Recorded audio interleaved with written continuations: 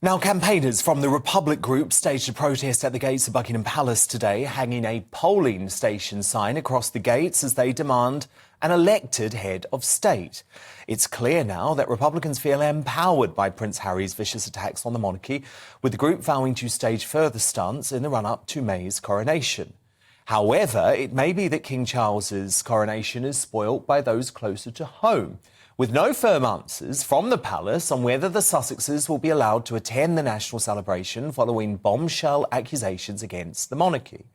The palace's dignified silence now has media tongues wagging with speculation as to whether or not the couple, or perhaps a solo Prince Harry, will choose to or even be allowed to attend the celebrations.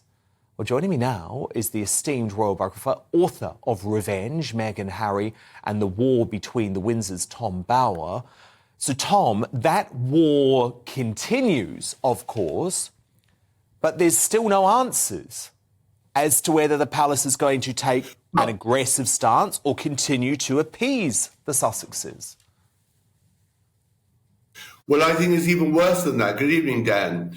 I think it's even worse than that because I think King Charles is showing the very weakness that I always feared, because I think the British public want a line drawn under this whole saga. They want these dangerous people from Montecito to be silenced.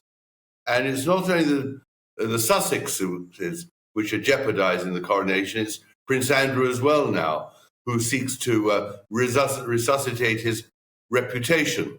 And I think King Charles is absolutely bombarded by the problems of his family, and he needs to draw a line and just show that he's not going to allow these two, Harry and Andrew, to undermine the coronation, and needs to say quite firmly that Harry and Meghan are not invited to the wedding.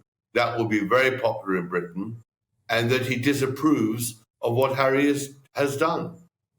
Whereas, Tom, it seems like he's trying to take a more middle ground approach, which is invite Harry and Meghan and Prince Andrew to the coronation, but ban them from the balcony appearance, which will be for working members of the royal family. You clearly don't think that's enough. Well, what I fear, Dan, is that if either of them come, all the focus will be on them rather than on the coronation and the importance of the monarchy and the unification of Great Britain. And he needs to get rid of them now. He should stop Andrew's campaign to rehabilitate himself dead, and he should tell Harry and Meghan they're not invited. What is really interesting is that over the last couple of days, clearly the Meghan and Harry publicity machine is getting agitated that we're not talking enough about them, that somehow their onslaught has not really scored the points they'd hoped here. And that, first of all, is the article in today's Telegraph that somehow Meghan has decided to remain silent because she has nothing to do with Harry's book, which is patently ridiculous. And this interview in Vanity Fair with the director and producer of the Netflix series, Liz Garbus, that somehow because the palace decided not to respond to their request. Well, indeed. So Tom, let's come to both of them separately, because I'm absolutely fascinated to know what you think about this briefing to the Daily Telegraph. Let me just put up on screen the quote that was briefed to the newspaper, because it was very, very telling to me. So they said, is this the way she, as in Meghan, would have approached things? Possibly not, but she will always back him and would never have got involved in promoting such a personal project. This was about his own life, his own journey and his own perspectives. And Tom, my reading of that is that was a deliberate briefing on behalf of Meghan herself, and for the first time, throwing her husband under the bus. So it felt significant to me because, of course, this is the Daily Telegraph, one of the few newspapers in the UK, Tom, that the Sussexes do have a working relationship with, and they haven't denied that briefing. Well, I think what they're doing myself is that Meghan is setting up her own stall to fire the next salvo. She wanted, and I think their publicist wanted, this to be Harry's story. But of course it wasn't. There was so much in the book that came from her mouth and her ideas.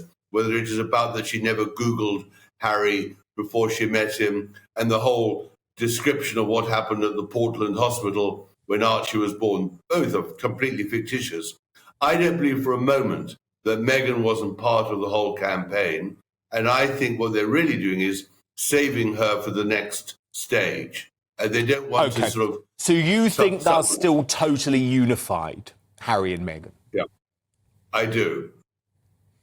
And then, as you mentioned, the director of the Netflix reality show that the Sussexes did, Liz Garbus, has lashed out at Buckingham Palace, accusing them of trying to discredit her project. So she disputes claims from the palace that her team did not reach out to the royal family for comment and insisted they were approached. The palace, meanwhile, maintained they were only ever contacted by a third-party production company.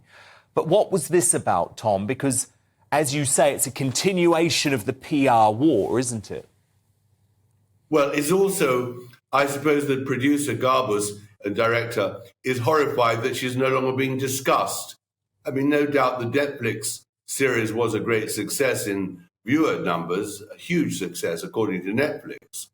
But actually, when she says that her series was critical thinking, that is ridiculous. There was no criticism and there was no thinking. It was just sheer propaganda, which Joseph Goebbels, the Nazi propagandist, would look at with awe. I mean, just take the racism thing. She says that she held up the monarchy to criticism. She didn't. All she did was she trashed it with two patsies who absolutely had no thought whatsoever of the truth. They just spewed out their venom and didn't consider this very, very hilarious contradiction that Harry, in his own interviews to promote his book, said that the royal family is not racist. Not only that, he said that he and Meghan love Lady Susan Hussey, this arch-villain of racism. So she is in a ridiculous position where she made racism at the center of her Netflix series, but Harry now says that Meghan never accused the royal family of racism and they love Hussey. So, I think at the moment what's happening is they don't know how to get their ducks in a row. I think Meghan and Harry, having fired this astonishing fusillade, bombardment of the royal family, are really wondering what the next step is.